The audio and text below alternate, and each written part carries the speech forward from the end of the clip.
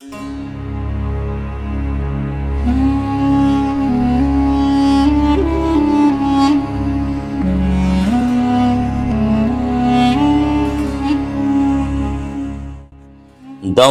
মস্ত কালান্দার আলী শাহবাজ কালান্দার। এমন মানুষ খুঁজে পাওয়া খুব কঠিন যারা জীবনে একবার হলেও এই গানটি কখনো শোনেননি। অবশ্য যারা শুনেছে তাদের ভেতর অনেকেই আবার এ গানের নেপথ্য ইতিহাস বা উদ্দেশ্য সম্পর্কে জানেন না।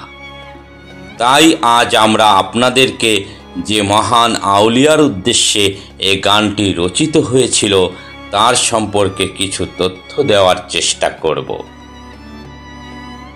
তার আসল নাম সৈয়দ মোহাম্মদ উসমান মারওয়ান্দি।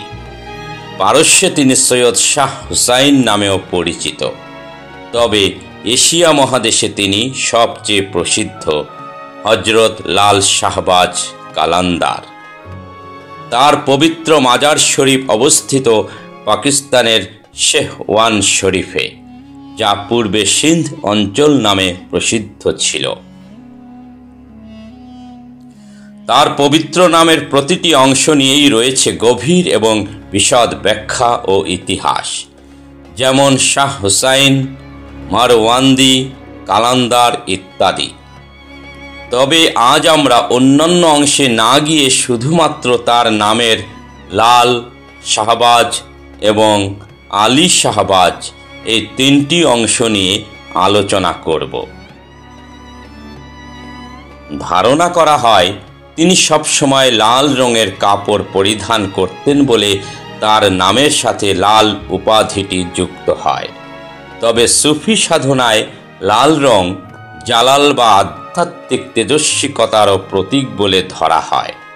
অর্থাৎ সুফিদের ভেতরে যারা আধ্যাত্মিক তেজস্বী হাল সম্পন্ন বা অতি উচ্চ পর্যায়ের মজ্জুব, তাদের এই হালাতকে অনেক সময় লাল রং দিয়ে বোঝানো হয়। হযরত লাল শাহবাজ পাক কালান্দার তেমনই একজন জালালিয়ত সম্পন্ন অলি ছিলেন বলে তার পবিত্র জীবনের বহু ঘটনা প্রবাহ থেকে জানা যায়। তার শাহবাজ উপাধি প্রাপ্তির ঘটনাটি সম্পর্কে জানা যায় যে একবার হযরত লাল শাহবাজ কালান্দার রহমতুল্লাহ আলাইহে ও তার তিনজন সঙ্গী পবিত্র মক্কা ও মদিনা সফরে গিয়েছিলেন। মহানবী হযরত মুহাম্মদ সাল্লাল্লাহু আলাইহি ওয়াসাল্লামের রওজা মোবারক জিয়ারত শেষে তারা এক রাতে আরব উপকূলের একটি শহরে যাত্রা বিরতি করেন। হযরত শেখ ফরিদ গঞ্জেশকর রহমতুল্লাহ আলাইহে তখন যুবক বয়সে উপনীত। তিনি তার বন্ধু দলের সকলের জন্য রুটি কিনতে যান এক রুটিওয়ালার দোকানে। দোকানে তখন উক্ত রুটিওয়ালার স্ত্রী ছিলেন। দুর্ভাগ্যবশত রুটিওয়ালার সেই স্ত্রী হযরত বাবা ফরিদের প্রতি অবৈধ আকাঙ্ক্ষা পোষণ করেন। কিন্তু একজন প্রকৃত দরবেশের মতো হযরত বাবা ফরিদ হযরত ইউসুফ আলাইহিসসালামের মতোই শীতল বিরাগ ভরে তার নোংরা প্রস্তাব প্রত্যাখ্যান করেন। তখন ওই নারী চিৎকার করে বলতে শুরু করেন যে হযরত বাবা শেখ ফরিদ তাকে লাঞ্ছিত করার চেষ্টা করেছেন। নিষ্পাপ সাধককে সাথে সাথেই গ্রেপ্তার করে গভর্নরের সামনে হাজির করা হয় এবং ফাঁসিতে ঝুলিয়ে মৃত্যুদণ্ডের আদেশ দেওয়া হয়। এ সংবাদ শুনে হযরত লাল শাহবাজ কালান্দার রহমতুল্লাহ আলাইহে সঙ্গে সঙ্গে তার বন্ধুকে রক্ষার ব্যবস্থা গ্রহণ করেন। তিনি তার দুই সঙ্গীর মধ্যে একজনকে হরিণে রূপান্তরিত করেন।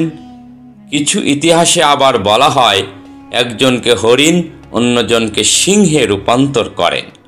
উদ্দেশ্য ছিল লোকজনের দৃষ্টি অন্যদিকে সরিয়ে নেওয়া। গেল নামক একটি উন্মুক্ত স্থানে হযরত বাবা শেখ ফরিদকে ফাঁসি দেওয়ার জন্য নেওয়া হয়েছিল। হরিণটি ফাঁসি দেওয়ার সে স্থানের দিকে দৌড়ে গেলে জড়ো হওয়া জনতা হরিণ ধরতে পেছনে ছুটে যায়।